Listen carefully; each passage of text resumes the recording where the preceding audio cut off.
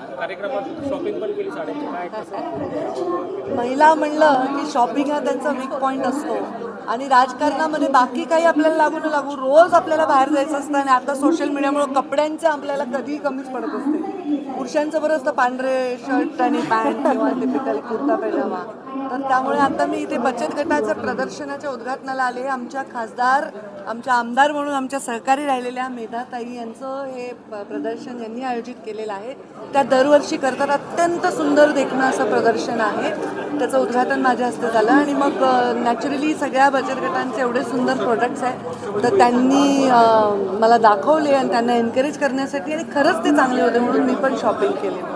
ताई, आरक्षणाचा प्रश्न महाराष्ट्रात गाजतोय. आज सकाळी शरद पवार यांनी असं म्हटलं की पंचावं आणि त्यामुळे ज्या राहिलेले समाज आहेत त्यांना आरक्षणाचा फायदा मिळू शकतो. माझं यावर माझं दरवेळी एकच उत्तर आहे. कोणीही स्टेटमेंट जरी केलं, पवार साहेबांनी जरी केलं आणि कोणीही केलं तरी माझं एकच म्हणणं आहे, कायद्याच्याच चौकटी जे बसेल ते व्हावं आणि त्याप्रमाणे आरक्षणाचं म्हणजे काय म्हणतात विभागणी असं. मराठी भाषेला मला खूप आनंद आहे, मनापासून आनंद आहे. मराठी भाषेविषयी माझ्या मनामध्ये अफाट प्रेम आहे.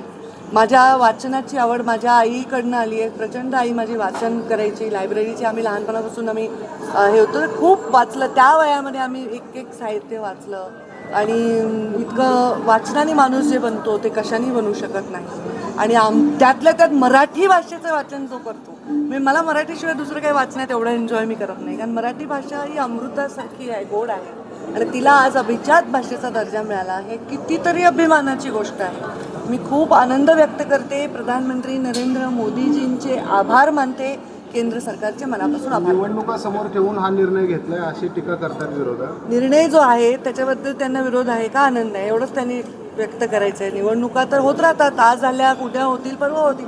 निवडणुका होत आहेत म्हणून एखाद्या चांगल्या निर्णयाला थांबवून धरायचं किंवा त्याला करायचं असं प्रकार होऊ शकत नाही. मंत्रिमंडळात आम्हीही काम केलेलं आहे. हे लोकहिताचे निर्णय आहेत. आता ज्या काही योजना झाल्या त्या लोकांना हित देत आहेत. त्यामुळे लोकहिताचे निर्णय असताना त्याचं काय वाटतं त्या निर्णयाबद्दल, लोकांचं भलं होईल का नाही हे उत्तर द्या. निवडणुका समोर आहेत ते तर सगळ्यांना माहितीच आहे. पण तुम्ही पण अनेक निवडणुका लढल्या तेव्हा तुम्ही निवडणुका समोर ठेवून का जनहिताचे निर्णय नाही घेतले असा साधा प्रश्न आहे माझा. हर्षवर्धन पाटील आज वेगळा निर्णय घेत आहेत, राष्ट्रवादीमध्ये प्रवेश करतायत. तो त्यांचा वैयक्तिक निर्णय आहे. भारतीय जनता पार्टीमध्ये त्यांनी प्रवेश केला. भारतीय जनता पार्टीमध्ये त्यांनी राहायला हवं होतं असं मला वाटतं. आमचे वैयक्तिक संबंध देखील आहे.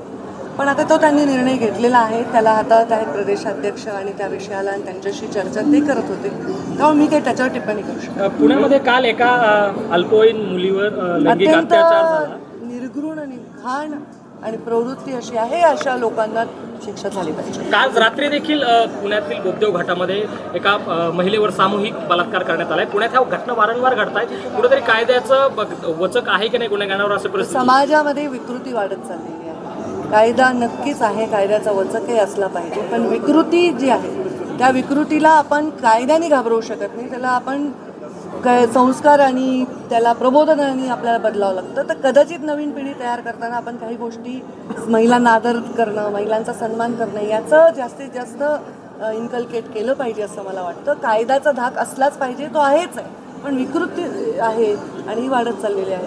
संजय राऊत म्हणतात की आता पोस्टरमध्ये जे देवेंद्र फडणवीस बंदूक घेऊन उभे आहेत त्यांनी आता त्या पोस्टरमधून बाहेर यावं आणि या बलात्कारांचा एन्काउंटर करावा, जसा बदलापूरमध्ये केलं.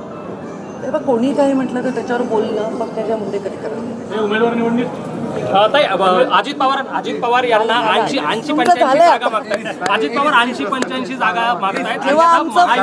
जेव्हा आमचं फायनल वाटप होईल तेव्हा मी तुम्हाला ऑफिशियल आकडा सांगेन. सन्मानजनक जागा वाटप नाही झालं तर त्या बाहेर पडण्याचा विचार करू शकतो. मी नाराजी राष्ट्रवादीत दिसते. मला असं काही ऐकिवत नाही, हे फक्त मीडिया बोलतो.